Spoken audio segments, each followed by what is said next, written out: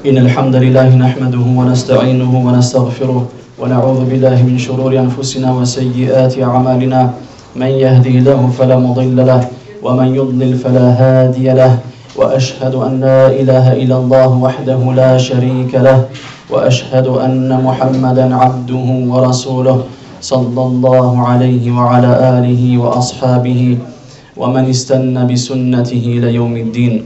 Chers frères en Allah, j'ai choisi de partager avec vous en ce jour béni donc de Ramadan un sujet des plus importants, une obligation pour tout musulman et musulmane, pour les petits comme pour les grands, pour les gouvernés comme pour les gouverneurs. C'est un thème qui est en relation avec une des plus grandes vertus vers laquelle a appelé notre noble religion qui est l'islam.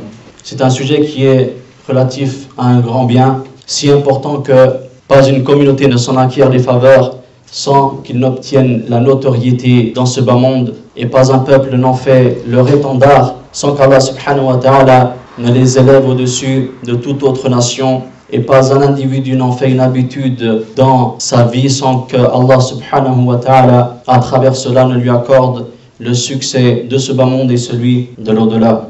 Et ce thème n'est autre que husnul khuluqi fi hayatil mu'min, la noblesse du comportement dans la vie du croyant. Sachez mes frères et sœurs qu'Allah vous bénisse et vous accorde de ses biens en abondance, que les mérites du bon comportement en islam sont très nombreux.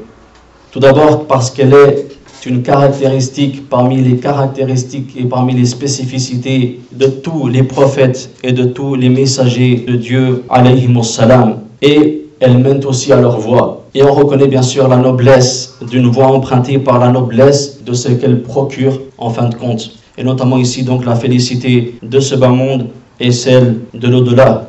Et Allah subhanahu wa ta'ala de dire وَالْآخِرَةُ خَيْرٌ وَأَبْقَى, que l'au-delà est meilleur et plus durable.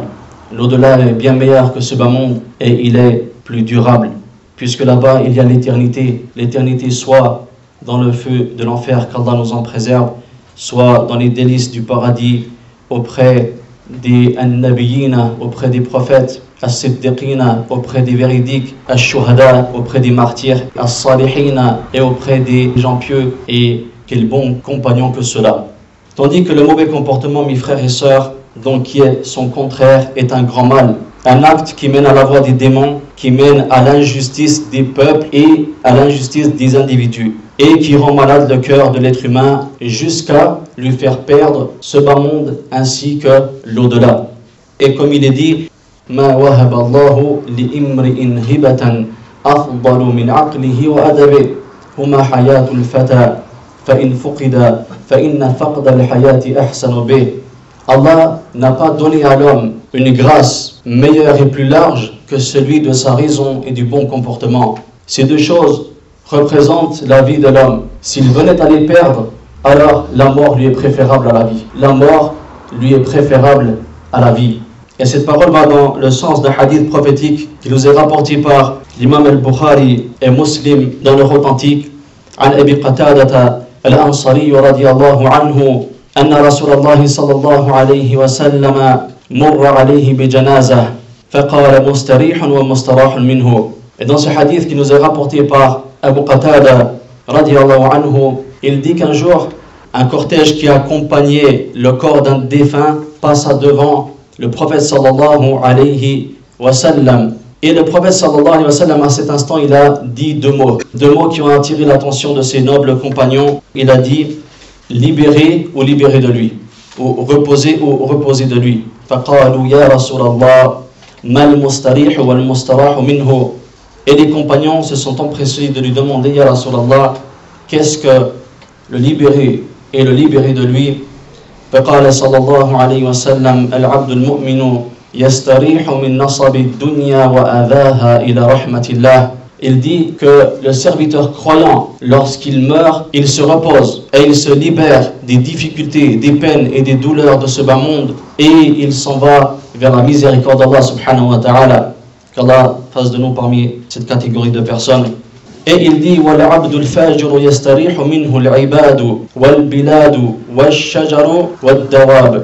Par contre, lorsque le serviteur débauché, le pervers, lorsque celui qui a des mauvais comportements meurt, alors c'est l'ensemble des hommes, le pays tout entier, les arbres ainsi que les animaux qui se libèrent de lui. Ils se libèrent de lui et ils trouvent le repos de cette personne-là et trouvent enfin la tranquillité. Qu'Allah subhanahu wa ta'ala nous en préserve de cette situation où les gens invoquent Allah subhanahu wa ta'ala et qui espéreraient nous voir morts à cause donc du mauvais comportement.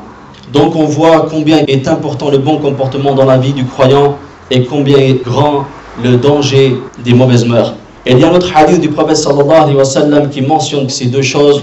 فقال النبي صلى الله عليه وسلم ما من شيء أثقل في ميزان العبد المؤمن يوم القيامة من حسن الخلق.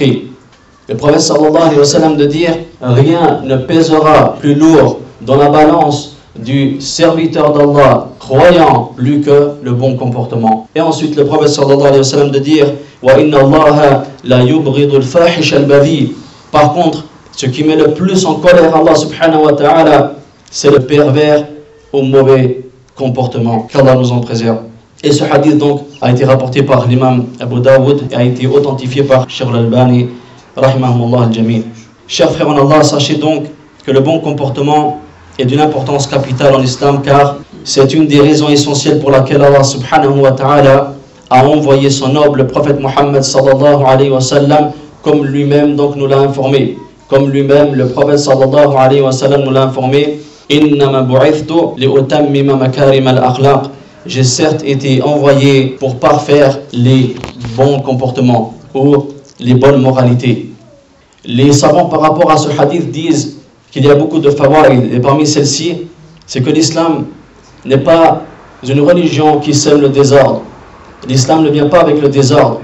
Bien au contraire, l'islam n'est pas, comme certains prétendent, une révolution qui va détruire tout ce qu'il y a en face de lui, mais au contraire, l'islam accepte ce qui est déjà comme bien et a accepté ce qui était comme bien auprès de ceux qui avaient vécu la période pré-islamique, et l'islam est venu pour compléter les biens qu'il y avait déjà à cette époque-là.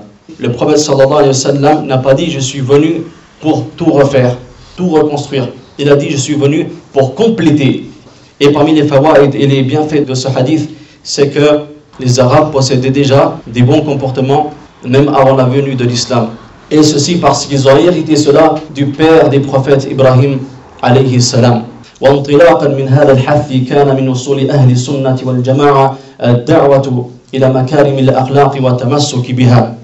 Et en se référant donc à tous ces arguments et à cet encouragement de l'islam vers le bon comportement, on comprend que l'appel à la noblesse du comportement est une des règles fondamentales des gens de la sunna et du consensus.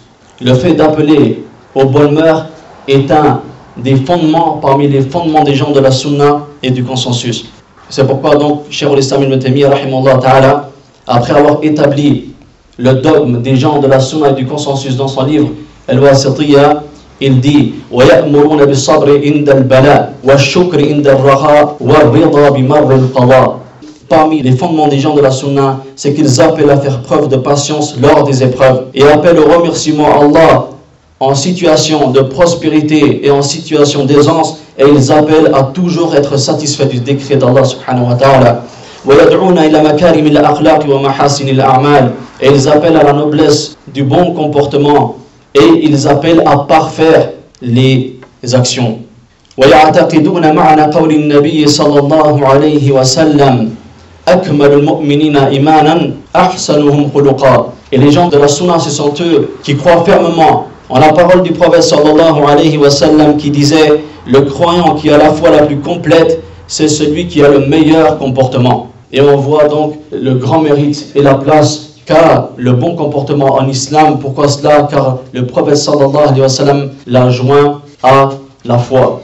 La foi ne pourra se compléter que lorsque le serviteur d'Allah subhanahu wa ta'ala parfaira ses actes d'adoration. Donc telles sont les caractéristiques des véritables gens de la sunna. Ainsi, suivre la sunna, ce n'est pas comme certains pensent et prétendent. Il ne suffit pas uniquement d'avoir l'apparence des gens de la sunna, mais il faut respecter la sunna du prophète sallallahu alayhi wa sallam dans toute sa généralité. Et comme il est dit, وَكُلٌّ يَدَّعِي وَصْلًا لِلَّيْلَى. Et tout le monde prétend l'amour de Layla. وَلَيْلَى لَا تُقِرُّ لَهُمْ بِذَاكَ. Mais Layla n'en pense pas autant pour eux. Tout le monde prétend aimer Layla, mais Layla n'accepte pas cet amour d'eux. beaucoup de personnes prétendent suivre la sunna du prophète sallallahu alayhi wa sallam, mais la sunna se désavoue d'eux. Se désavouent parce qu'ils ont des mauvais comportements et de mauvaises mœurs.